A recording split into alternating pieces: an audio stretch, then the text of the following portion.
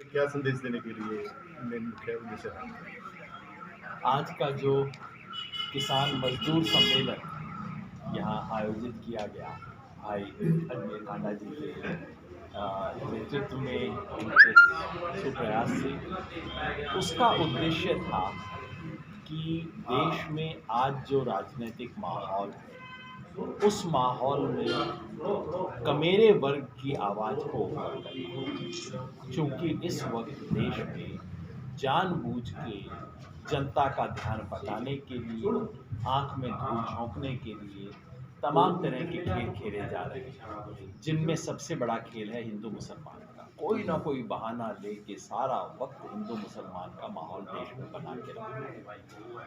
और हम वो लोग हैं जो कहते हैं कि हिंदू मुसलमान नहीं, मजदूर किसान, वो बात करें। इस सम्मेलन के माध्यम से हम देश में और प्रदेश में जो किसानों के और मजदूरों के सम्मिलित मुद्दे हैं उनको रखना चाहते हैं, ताकि जो लोकसभा चुनाव की अभी एक भूमिका बन रही है, और हरियाणा में तो हो सकता है विधानसभा चुनाव की भी भूमिका बन रही है, उसमें जो सही मुद्दे हैं, कमेरे वर्ग के मुद्दे सबसे ऊपर आए।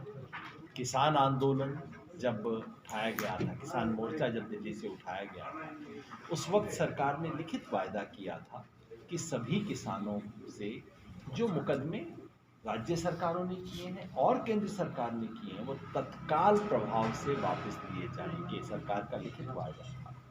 आज 2 वर्ष पूरे हो चुके हैं और अभी भी मुकदमे वापस नहीं हुए हैं, और जिसका प्रमाण ये है कि पिछले ही हफ्ते रुद्रवीर सिंह, जो कि महासचिव है भारतीय किसान यूनियन के, उनको एयरपोर्ट पर रोका गया, मुकदमे जारी। एमएसपी पे सरकार के सारे वायदे जो भी झूठे निकले हैं, एक बार भी उस कमेटी ने कुछ भी काम नहीं किया। जो कमेटी हमने पहले दिन से कहा था कि आंख में धूल झोंकने की कमेटी है, कुछ नहीं होगा इस कमेटी से। सही हुआ, कमेटी ने सिफारिश देना तो छोड़िए, कमेटी की मीटिंग्स नहीं हुई।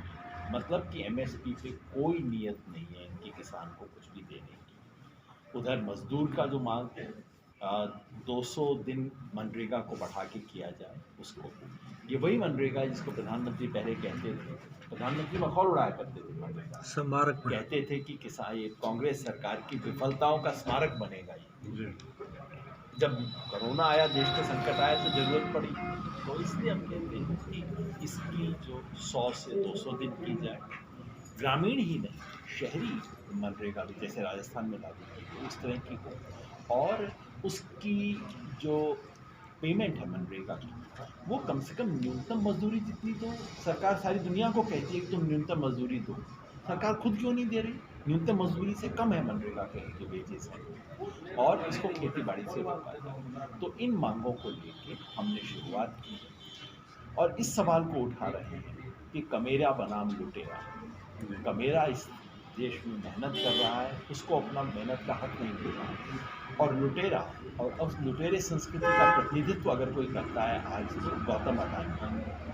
अभी बात पता नहीं, मैं बोल दूंगा, आप भी इसको आगे चला देंगे, छपेगी या नहीं मुझे कोई भरोसा नहीं है, क्योंकि जैसे ही इस देश में गौतम अडानी का नाम आता है अचानक चुप्पी छा जाती है। लोकसभा में जो गौतम अडानी का नाम लेते उसको लोकसभा से निकाल दिया जाता है।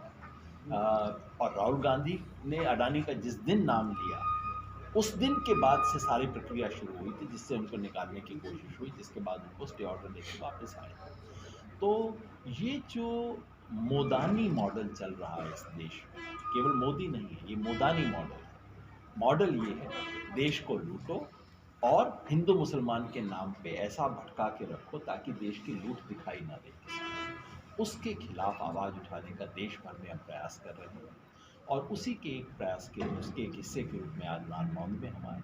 वैसे हम भारत जोड़ो अभियान के एक हिस्सा हैं। भारत जोड़ो अभियान एक अभियान है जिसमें हमारा ये संकल्प है कि 2024 का जो चुनाव है वो केवल संसद का चुनाव नहीं, ये संविधान सभा का चुनाव है, और अगर संविधान को बचाना है तो 2024 में इस देश में सत्ता परिवर्तन अनिवार्य है। और उसके लिए हम देश के जितने भी जन संगठन हैं, किसान संगठन, मजदूर संगठन, दलित, आदिवासी, अल्पसंख्यक, सबको जोड़ रहे हैं। इस चुनाव में सब मिला के सत्ता परिवर्तन का प्रयास करें, तो उसका भी एक हिस्सा है। जी किसान आंदोलन के बाद में जो भी चुनाव हुए हैं उसमें कांग्रेस पार्टी को अच्छा नहीं कर पाई थी। बीजेपी लगातार जीती। अभी हाल में ही 5 राज्यों के चुनाव हुए थे, बीजेपी प्रचंड भूमि से जीती है वोटों से। तो किसान मजदूर तो सारा सही मानता है कि भाई इनकी नीतियाँ सही हैं। एक तो मैं संशोधन करूं आपकी बात।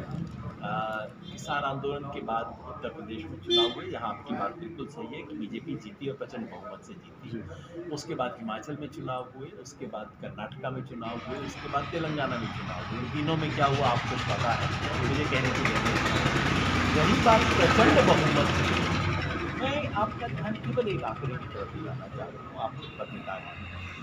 प्रचंड बहुमत का मतलब होता है बहुत जनता ने वोट दिया। इन चारों राज्यों का वोट जोड़ के देख लो आप, पांचों राज्यों का जब वोट आप जोड़ोगे, बीजेपी को कुल मिला के इन पांचों राज्यों में 12 करोड़ के करीब वोट, बीजेपी को 4 करोड़ 82 लाख वोट आया है। कांग्रेस को कितना आया? जीत तो जीत चाहिए कि एक वोट की हो, जीतने वाली सिकंदर होता है ना। बिल्कुल देखिए, कांग्रेस 3 राज्यों में जीती है, इसको कोई भगवान भी इनकार नहीं कर सकता इस बात से। लेकिन जैसे ही प्रचंड बहुमत आप कहते हैं, तो फिर मेरी इच्छा होती है कि मैं बता दूं, 4 करोड़ 82 लाख वोट बीजेपी को आए, 4 करोड़ 92 लाख वोट कांग्रेस को आए इस चुनाव। कांग्रेस जीती है मैं बिल्कुल नहीं कह रहा, मैं इतना कह रहा हूँ प्रचंड बहुमत जैसी कोई चीज़ नहीं है।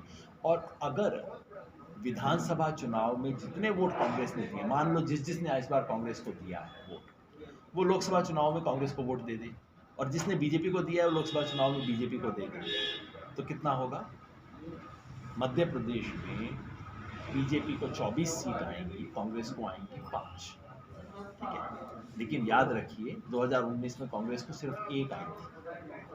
छत्तीसगढ़ में बीजेपी को आएंगी 9, बीजेपी को आएंगी 8 और कांग्रेस को आएंगी 3। लेकिन याद रखिए 2019 में कांग्रेस को सिर्फ 2 थे। और राजस्थान में अगर जिसने कांग्रेस बीजेपी को वोट दिया लोकसभा में अगर दे दे, तो बीजेपी को आएंगी 14, कांग्रेस को आएंगी 11। आप राजस्थान के पड़ोस में हो, बताओ पिछली बार कितनी थी? 0 थी कांग्रेस को। तो इसलिए इसे प्रचंड बहुमत वगैरह मैं नहीं कहता, बिल्कुल सही है, इससे धक्का हुआ। मैं तो खुल के कहता हूँ कांग्रेस ने जीता हुआ चुनाव हार दिया। चुनावी सर्वे थे कांग्रेस की जीत बता रहे थे। सर्वे को तो छोड़ दीजिए, मैं कह रहा हूँ कि तेलंगाना में कांग्रेस ने हारा हुआ चुनाव जीत लिया और राजस्थान, मध्य प्रदेश, छत्तीसगढ़ में जीता हुआ चुनाव हार दिया। तो इससे कांग्रेस को धक्का लगा, इसमें तो कोई संदेह ही नहीं हो सकता। और इससे बीजेपी की हवा बनी है, वो तो बनी रही है, मगर जमीन नहीं बदली, चुनावी जमीन नहीं खिसकी है, हवा बदली है। हवा 3 महीने में और भी बदली। और क्या इससे के अलावा और क्या अभियान चलाया जाएगा ताकि किसान और मजदूर और जागरूक हों? हम पूरे देश में इसके बारे में एक नहीं कई अभियान चला रहे हैं अलग अलग मुद्दों पे, क्योंकि इस देश के जो मुद्दे आज के मुद्दे नहीं थे, तो मैं आज की रैली से उसको जोड़ना नहीं चाहता, लेकिन हमारा अभियान ये भी है कि जातिवार जनगणना इस देश में हो।